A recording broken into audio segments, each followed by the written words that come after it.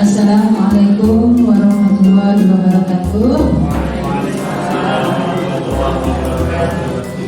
Alhamdulillah, Bapak Ibu, untuk kesempatan kali ini kita bisa berkumpul bersama dalam keadaan sehat walafiat dalam acara mengikuti destinasi pembahasan dari tugas JGP. Selaku saya di sini JGP-nya di sini nanti saya akan menyampaikan apa yang saya peroleh. Nah, untuk acara kali ini kita susunan acaranya yang pertama adalah pembukaan, yang kedua adalah sambutan dari Ibu Kepala Sekolah, kemudian acara yang ketiga penyampaian materi, dan yang terakhir adalah penutup. Marilah kita buka pembukaan acara ini dengan bacaan basmalah. Terima kasih. Untuk acara yang kedua yaitu sambutan oleh Ibu Kepala Sekolah yang akan disampaikan oleh Ibu Eni Faiziatul Afifah. Padanya kami persilakan.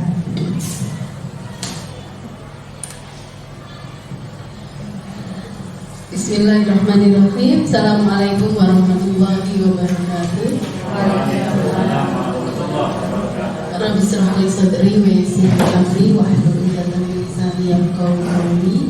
Yang kami hormati Bapak Ibu jajaran struktural, Bapak Ibu Dewan Guru, dan yang paling saya banggakan Bu Siti Zulaikha selaku calon guru penggerak angkatan 6 Kabupaten Gresik SMA Muhammadiyah 8.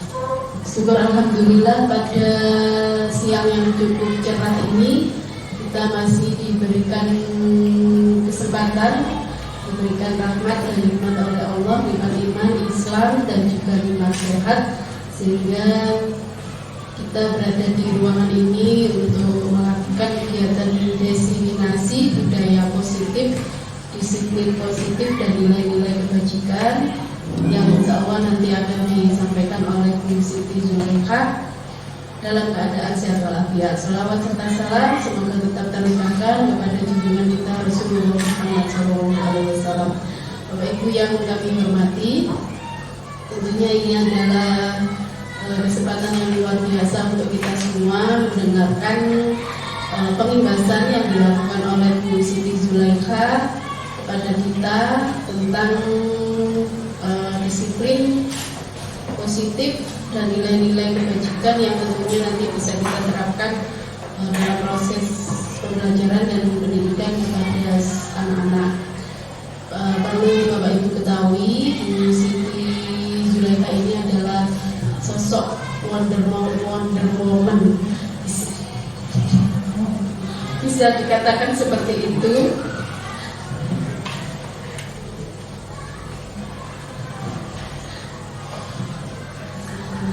Karena tentunya dari beragam aktivitas selain sebagai ibu rumah tangga, kemudian juga sebagai seorang guru di SMA Muhammadiyah 8, dan sekarang mendapat kesempatan untuk bisa mengikuti program guru penggerak. Tentunya ini adalah kesempatan yang luar biasa untuk Bu Siti, dan tentunya patut kita contoh, sehingga apa yang nanti akan disampaikan oleh Bu Siti bisa kita aplikasikan dalam proses pembelajaran kita di SMA Muhammadiyah 8 Jambi.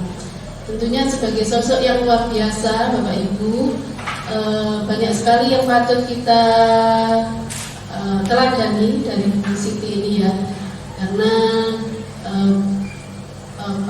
beliau dengan waktunya, kesempatannya sama seperti kita 24 jam sehari, tapi mampu untuk bisa menggunakan waktunya dengan maksimal.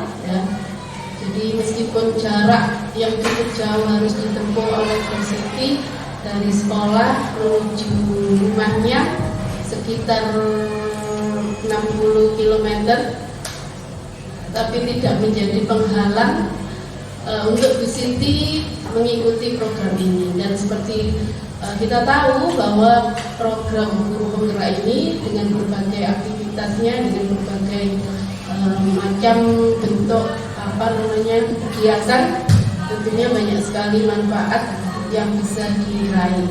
Dan hari ini nanti akan kita dengarkan paparan dari Bu Siti. Tentunya harapan kita bisa kita ambil manfaatnya dan bisa kita terapkan dalam proses pendidikan dan pembelajaran di SMA Muhammadiyah 8.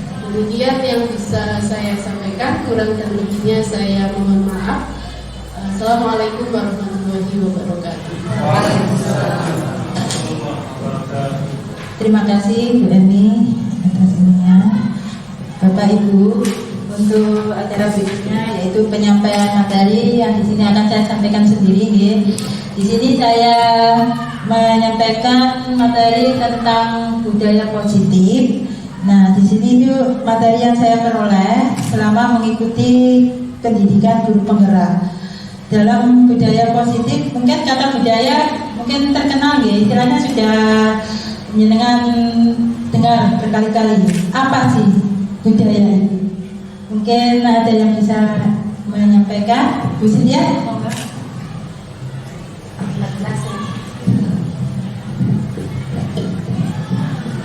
Terima kasih atas waktunya, Bu Siti. Kalau menurut saya, budaya itu adalah suatu kebiasaan yang diterapkan secara terus-menerus hingga menjadi suatu hal yang biasa dilakukan oleh orang tersebut. Bisa dibilang cara hidup yang dilakukan secara terus-menerus hingga terbiasa. Seperti itu. Terima kasih.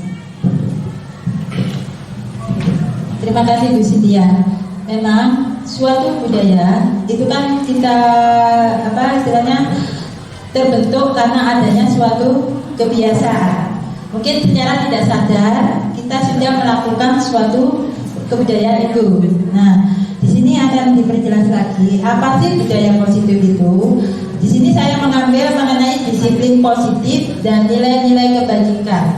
Di sini ada istilahnya dua yang saling berhubungan Bu, jadi tidak bisa dilepaskan. Di sini saya terangkan sendiri guys, saya CGP angkatan 6 sama seperti Bu Yuyun.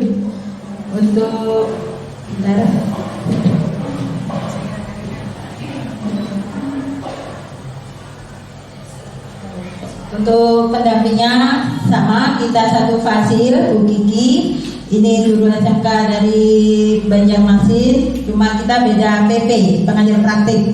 Kalau saya Bu Nurul Balkis, itu guru SLBN Bu dari Cermai Kidul.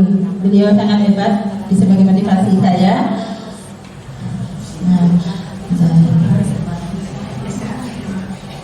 Nah, di sini sebelum kita masuk kepada apa sih budaya, di sini yang kita pakai istilahnya kayak dasar ya untuk kurikulum Merdeka, yaitu mengenai pemikiran Ki Hajar Dewantara.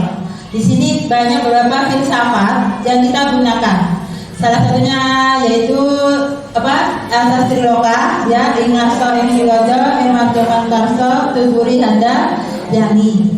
Itu mungkin kita terapkan. Kemudian juga ada filosofi yang lain, yaitu seorang guru itu tugasnya menuntun, membimbing, mengarahkan. Berarti di sini guru itu sebagai fasilitator. Jadi tidak menuntun semua pembelajaran itu berpusat pada guru. Jadi semuanya itu berpusat pada siswa. Nah, ada satu lagi pemikiran Ki Hajar Dewantara yang identik dengan budaya positif. Di sini itu seorang guru diibaratkan seorang petani yang memiliki peranan penting untuk menjadikan tanamannya menjadi tumbuh subur. Guru itu seorang petani, murid diibaratkan sebagai tanaman. Sedangkan pembelajarannya itu diibaratkan proses pelakuan petani terhadap tanamannya, yaitu tanahnya itu. Nah, di sini seorang guru itu punya tanggung jawab ya untuk menciptakan lingkungan yang positif. Dengan adanya lingkungan yang positif akan terbentuk kebiasaan-kebiasaan yang positif. Setelah kebiasaan-kebiasaan terbentuk akan membentuk karakter. Setelah karakter terbentuk akan timbul suatu budaya positif. Jadi di sini itu saling berhubungan, Bapak Ibu. Jadi sesuatu itu dimulai dari apa? Kebiasaan. Walaupun itu hanya sangat-sangat sederhana sekali, tapi nanti kalau kita lakukan secara bertahap, insya Allah nanti akan menjadi suatu budaya yang positif dan akhirnya anak-anak itu memiliki karakter yang kita inginkan seperti itu.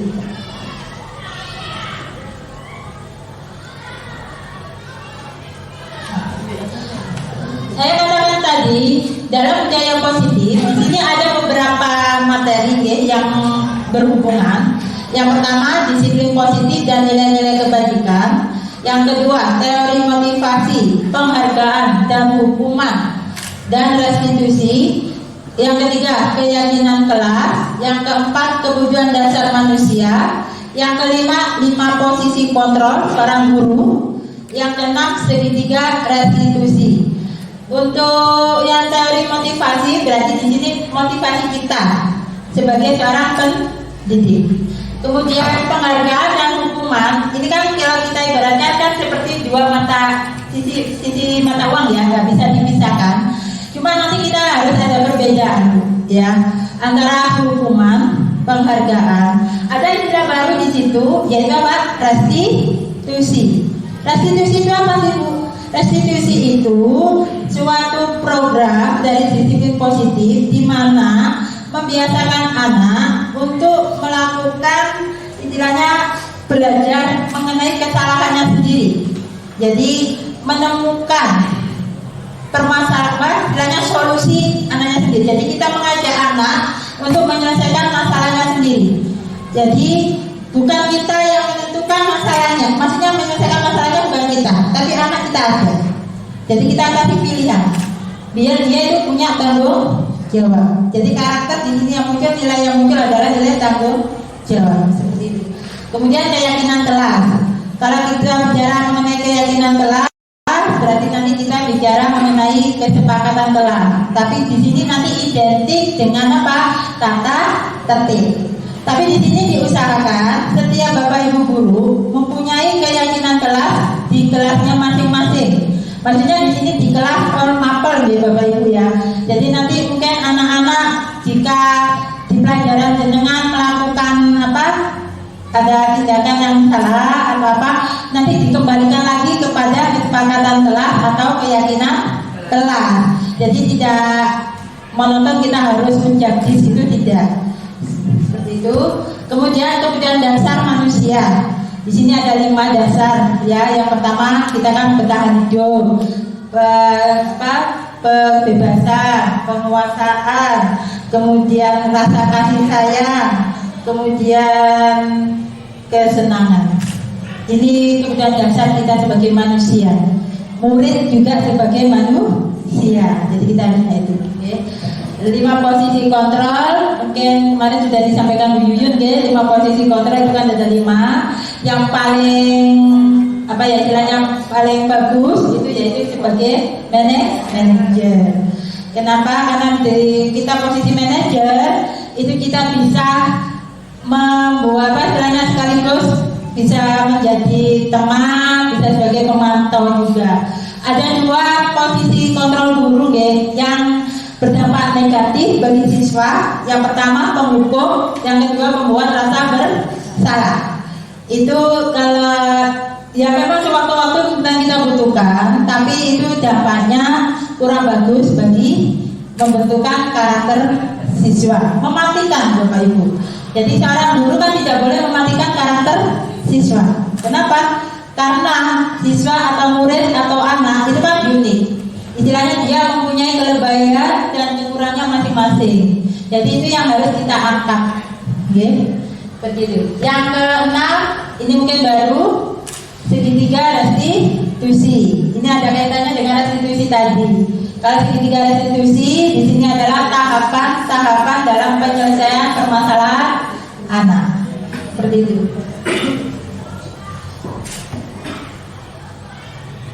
Bapak Ibu, di sini yang saya tekankan di sini yaitu materi disiplin positif dan nilai-nilai kebajikan universal.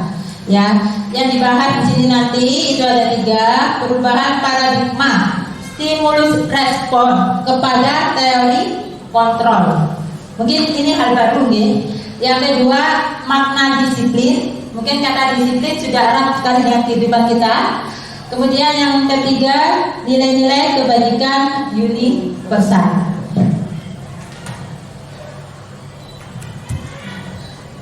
Ini sebelum saya masuk pada stimulus respon kepada teori kontrol ya perubahan paradigma, coba Bapak Ibu guru kali sebab jenengan membayangkan, di tangan jenengan itu memegang sesuatu yang sangat berharga. Kemudian ada teman sejawat jenengan, mungkin Bapak Ibu guru yang lain, pengen membuka tangan jenengan. Apakah jenengan membuka atau mempertahankan Bapak Ibu? Mungkin ada yang bisa Bu Vivi? Mempertahankan ya. Atau bisa ada yang lain? Apakah sama?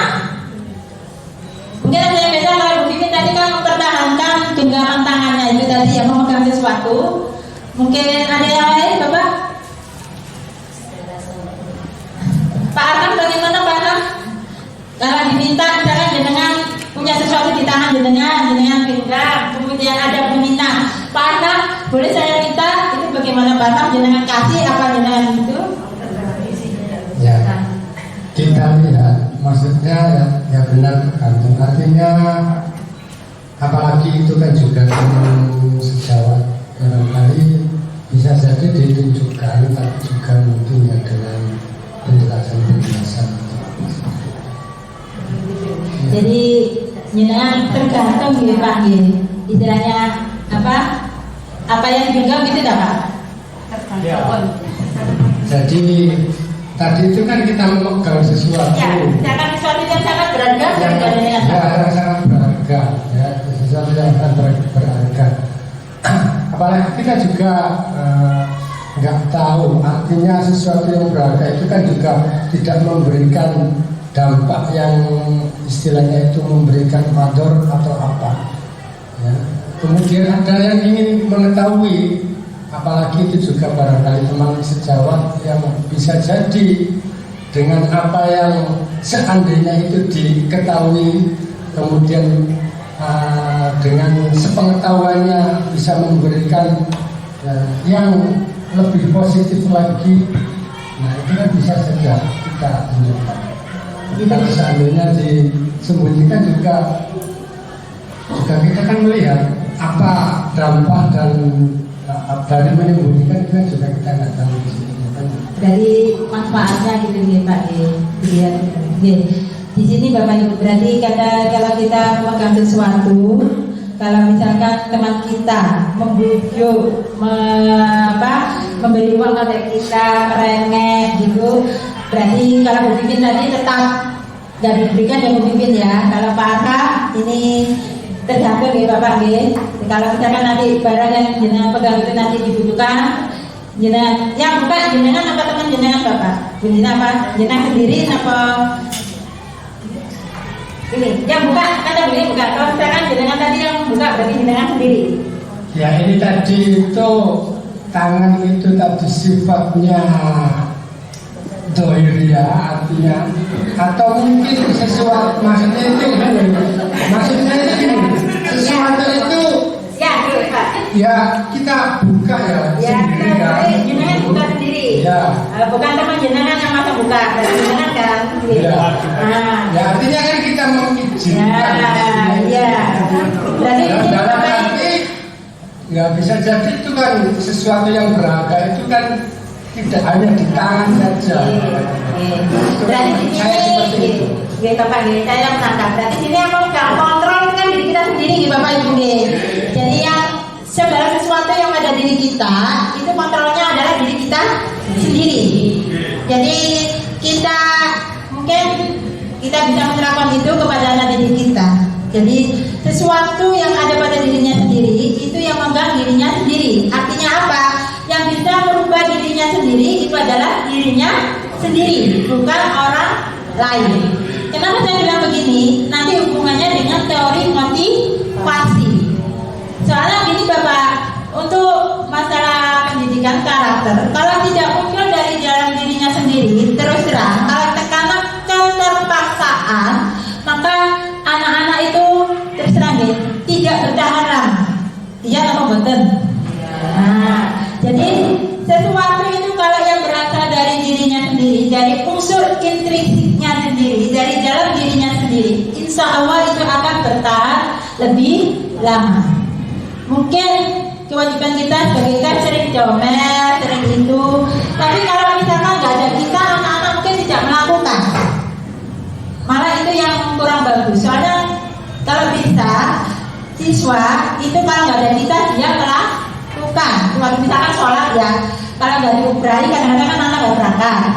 Itu kan mungkin motivasi dalam dirinya masih kurang. Nah, dalam hal ini maksud tadi ya seperti itu Bapak ya. Jadi kontrol diri kita sendiri adalah diri kita sendiri, bukan orang lain. Seperti itu ya. Nah, ini ada tokoh pendidikan ya, namanya Dr. William Glasser ya, yang menuliskan dalam teori kontrol yang dinamakan choice theory. Ada 4 ya.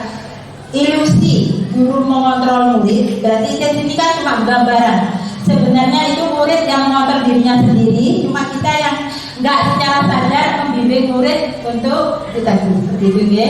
Yang kedua, ilusi bahwa semua penguatan positif, efektif dan bermanfaat. Jadi sesuatu yang berubah itu pasti hasilnya positif. Kita istilahnya positive thinking, secara seperti itu ya, positive thinking. Untuk yang ketiga, ilusi bahwa kritik dan membuat orang merasa bersalah dapat menguatkan karakter. Kalau kita mengkritik orang, itu kan secara dalam terus kita menguatkan karakter mereka ya. Walaupun itu kita merasa bersalah. Yang keempat, ilusi bahwa orang dewasa memiliki hak untuk memaksa. Jadi hal ini kan guru terhadap murid. Seperti itu. Nah, ini yang perubahan paradigma ya, dari stimulus respon kepada teori kontrol. Di situ kan mengatakan bila kita ingin membuat kemajuan bertahap, sedikit-sedikit ubahlah sikap dan perilaku Anda. Namun bila kita memperbaiki cara-cara utama kita, maka kita perlu mengubah kerangka acuan kita. Ubahlah bagaimana Anda melihat dunia, bagaimana Anda berpikir tentang manusia. Ubahlah paradigma Anda, skema pemahaman dan penjelasan aspek-aspek tertentu tentang realitas. Berarti di sini perubahan itu harus di dalam diri kita dulu. Jadi guru itu sebagai tolak dan ya, jadi kita tidak bisa kalau orang tua sama anak, kalau anak itu kita suruh sholat padahal kita nggak sholat kan kita susah gini. Ayah nggak sholat, kenapa kita sholat? Ayah, saya sholat, karena kan seperti itu. Makanya kita kan harus memberikan contoh dulu perilaku seperti itu. Ini Bapak Ibu, untuk yang stimulus respon sama teori kontrol. Untuk realitas itu kebutuhan kita sama. Teori kontrolnya itu kita berbeda. Berarti jenengan sama saya berbeda ya. Semua orang melihat hal yang sama. Setiap orang memiliki gambaran yang berbeda. Kemudian kita mencoba mengubah orang agar berpandangan sama dengan kita. Ini yang stimulus respon yang lama. Kemudian teori kontrolnya kita berusaha memahami pandangan orang lain tentang dunia. Mungkin setiap orang itu mempunyai pendapat yang berbeda. Jadi kita tidak boleh marah Bu. Ya, jika murid kita sama kita punya pandangan yang berbeda itu kita tidak boleh marah. Ya, kamu salah, kamu gitu nggak boleh. Karena pandangan mereka itu mungkin dari sudut pandang mereka, bukan dari sudut pandang kita. Begitu. Ini mungkin yang saya tekankan di sini ini Bu, yang terakhir ya. Yang kalau stimulus respon itu kan model berpikir menang kalah. Kalau misalkan kita mengikuti lomba, ya menang atau kalah. Tapi kalau yang kontrol, kita harus punya motivasi diri itu tadi, model berpikir menang. Jadi kita punya semangat untuk mengubah, terpacu untuk melakukan sesuatu yang nanti hasilnya akan menjadi lebih baik. Ini yang materi yang kedua, makna disiplin. Mungkin kata disiplin sama seperti budaya tadi erat sekali. Kalau kita bicara disiplin, nanti kaitannya dengan apa? Mungkin Bu Putri. Kalau kita disiplin kaitannya dengan apa Bu Putri?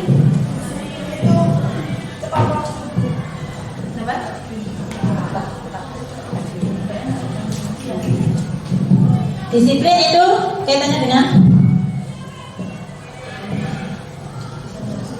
disiplin menurut saya adalah tepat waktu dan itu disiplin juga melakukan apa yang harus dikerjakan kewajibannya. Kewajibannya tepat waktu dan melakukan sesuatu sesuai kewajibannya.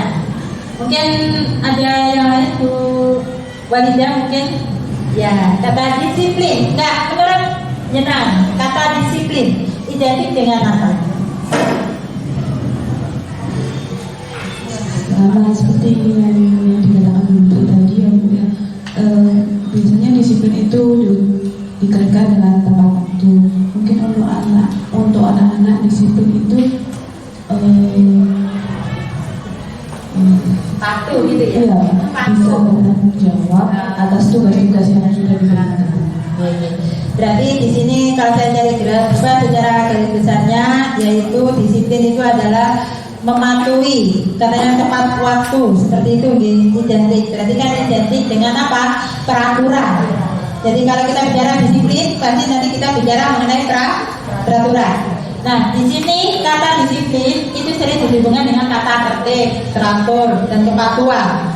Ini umumnya, ada kata disiplin juga dihubungkan dengan hukuman. Kalau kita tidak melaksanakan, misalnya kalau datang ketepatan waktu, kalau terlambat, berarti kan kita menghukum. Kadang-kadang kan ada yang seperti itu, kemudian belajar disiplin positif tidak harus dengan memberikan hukuman di sini. Jadi kita kaitkan di sini nanti.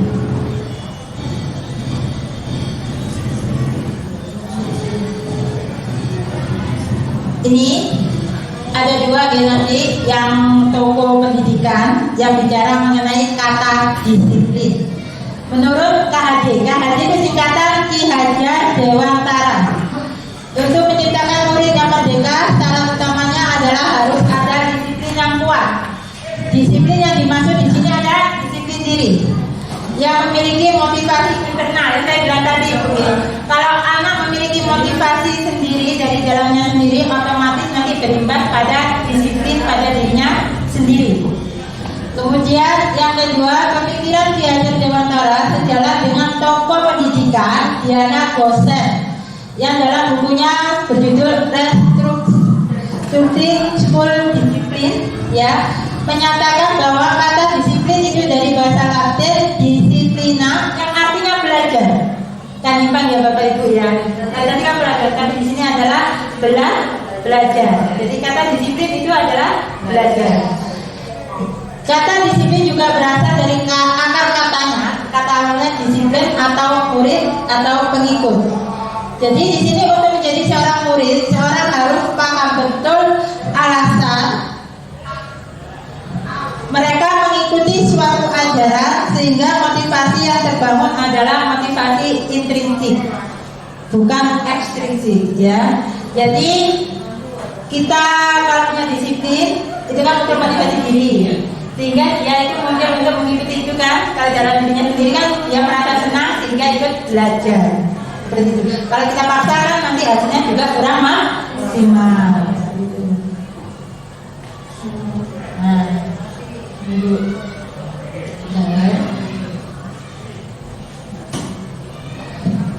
dan yang ketiga, nilai-nilai kebajikan universal. Yang saya bilang tadi kan saling beruntun disiplin itu nanti bisa menghasilkan nilai-nilai kebajikan besar. Nilai-nilai kebajikan di sini itu berkaitan dengan apa? Karakter. Kita kurikulum merdeka tujuannya itu kan mewujudkan murid yang memiliki profil pelajar Pancasila. Ada 6 dimensi nih Bapak Ibu ya dalam profil pelajar Pancasila. Di sini nanti tujuannya itu tujuan akhir kita bahas di dalam kurikulum merdeka yaitu menciptakan pelajar yang memiliki profil pelajar Pancasila. Nah di sini itu, oke. Ini ya Bapak Ibu, saya mohon kita sebagai guru kan ada hafal ya. 6 dimensi itu, yang pertama beriman, bertakwa kepada Tuhan Yang Maha Esa, berakhlak mulia, yang kedua mandiri, yang ketiga bernalar kritis, yang keempat berkebinekaan global, yang kelima bergotong royong, dan yang terakhir kreatif. Mungkin kalau bicara kurikulum merdeka kita identik dengan apa? Kolaborasi. Nah, kolaborasi di sini merupakan sub elemen dari dimensi gotong royong, kerjasama. Jadi di sini untuk ini ya Bu, menerapkan nilai-nilai karakter kebajikan tersebut, kita bisa melakukan beberapa kegiatan. Ya, yang pertama melalui kegiatan pembiasaan. Yang kedua, kita melalui kegiatan proyek penguatan profil pelajar Pancasila P5. Yang alhamdulillah kita kemarin sudah menyelesaikan tema 1. Yang ketiga, kegiatan pembelajaran di kelas. Mungkin yang di kegiatan ketiga, mungkin Bapak Ibu guru mulai sekarang mungkin bisa melaksanakan atau menerapkan nilai-nilai nilai-nilai kebajikan tadi ya. Istilahnya apa? Menerapkan 6 dimensi tadi. Tidak harus semua Bapak Ibu ya, tidak harus semua 6 dimensi itu kita ambil. Kita mungkin melihat tujuan pembelajaran yang kita terapkan saat itu yang sesuai yang mana. Nanti kita bisa tahu, oh anak ini mempunyai nilai kebajikan ini, nilai ini, nilai ini. Jadi mungkin setiap anak ada perkembangan yang berbeda. Itu tidak apa-apa Bapak. Jadi justru itu yang akan istilahnya tujuan yang kita lakukan dalam proses pembelajaran. Nanti akhirnya kita bisa memetakan siswa, bisa membimbing lah, menuntun, mengarahkan. Oh siswa ini akhirnya kemana sesuai dengan bakat dan minatnya. Di mana tujuan akhir dari kurikulum merdeka itu adalah pembelajaran yang berpihak pada murid, menghamba pada siswa. Jadi di sini kita tidak boleh marah-marah, tidak boleh itu ya memang kenapa kita harus menghamba pada siswa ya, karena istilahnya kayak kita itu harus mengenakan siswa seperti itu, tapi juga kita harus punya pegangan. Okay. Jadi yang melalui kegiatan pembiasaan di sini yang saya lakukan ini ya Bapak Ibu, nilai-nilai kebajikannya yang mungkin beriman, bertakwa, berakhlak mulia dan bergotong royong. Kalau yang beriman, bertakwa ini melalui kegiatan sholat duha, keputrian, kemudian salam 3 SPG yang di depan setiap pagi Bapak Ibu guru melaksanakan piket. Ini dokumentasi saya. Nah, kemudian kalau melalui kegiatan proyek penguatan profil pelajar Pancasila P5, di sini banyak sekali nilai-nilai karakter atau nilai-nilai kebajikan yang kita peroleh. Yang pertama khususnya itu adalah mandiri, bernalar kritis, kreatif, dan bergotong royong. Kalau P5 yang saya tekankan di sini adalah bernalar kritis. Kenapa? Karena anak-anak dilatih untuk bernalar. Istilahnya tingkat tinggi, sudah menganalisa. Jadi kan anak-anak dikasih kasus, terjun ke lapangan untuk menganalisa permasalahan. Jadi anak-anak dilatih seperti itu. Kemudian yang terakhir, ini foto saya ambilkan dari beberapa dokumentasi Bapak Ibu untuk kegiatan P5. Kegiatan terakhir yang menunjukkan nilai-nilai kebajikan, yaitu kegiatan pembelajaran di kelas. Nilai yang saya ambil di sini adalah nilai kritis, kreatif, bergotong royong. sama seperti P5. Kalau di P5 itu kan anak-anak apa istilahnya project ya. Kalau yang kegiatan pembelajaran itu berarti per mapel, jadi per bapak ibu guru sendiri. Jadi bapak ibu guru sendiri sudah tahu karakter si A nilai yang muncul apa, si B yang muncul apa. Mungkin antara bu guru A sama bu guru B, bu guru C itu tiap anak mempunyai nilai yang berbeda. Jadi kita tidak boleh menyalahkan anak. Kenapa? Karena anak tadi saya bilang di awal ya, anak-anak itu unik. Kenapa unik? Karena anak-anak memiliki karakter yang berbeda-beda. Dan sekali lagi Bapak Ibu guru, kita harus semangat, harus mengikuti ya. Jadi seorang guru harus mengikuti perkembangan siswa. Jadi kita menuntut anak sesuai dengan kodratnya, kodrat keadaan. Apa sih kodrat keadaan? Kodrat alam dan kodrat zaman. Seperti kalau kodrat zaman berarti anak-anak kita kan sudah generasi Z. Kalau saya sendiri ini generasi apa ya? Jadi di sini saya harus bisa mengimbangi. Makanya saya harus banyak belajar mengenai IT. Saya tidak malu Bapak Ibu untuk belajar. Mungkin kalian ini semua guru-guru muda yang sering saya repotkan ya. Saya matur nuwun, saya terima kasih banyak atas ilmunya yang dibagi ke saya. Dan semoga kita ini semua menjadi guru yang hebat dan menghasilkan anak-anak yang hebat dan memiliki karakter profil pelajar Pancasila sesuai dengan tujuan pendidikan. Mungkin Bapak Ibu hanya itu yang bisa saya sampaikan. Semoga kita mungkin ada yang mau disaringkan Bapak Ibu? Ya, mungkin untuk ini mungkin saya minta sharing masalah kolaborasi apa. Ya nggak apa-apa kalau misalkan ini terima kasih ya atas kerjasamanya. Semoga kita bisa melakukan kegiatan sharing session di luar ini ya Bapak Ibu ya. Jadi untuk ini ya, untuk kegiatan ini kan saya melakukan diseminasi pengimbasan materi tentang apa yang saya peroleh di JGP. Nanti saya minta tolong juga Bapak Ibu jangan jangan takut, jangan ragu-ragu. Saya bertukar tuh Bapak Ibu ya, bertukar pengalaman sharing session. Mungkin pengalaman saya mengajar di kelas A, kelas B mungkin tidak sama dengan pengalaman jenengan. Mungkin nanti kita bisa menemukan istilahnya solusi yang terbaik bagaimana cara mendidik, istilahnya membentuk karakter anak sehingga disiplin positif, budaya positif yang terjadi di sekolah kita ini akan terwujud, akan terlaksana.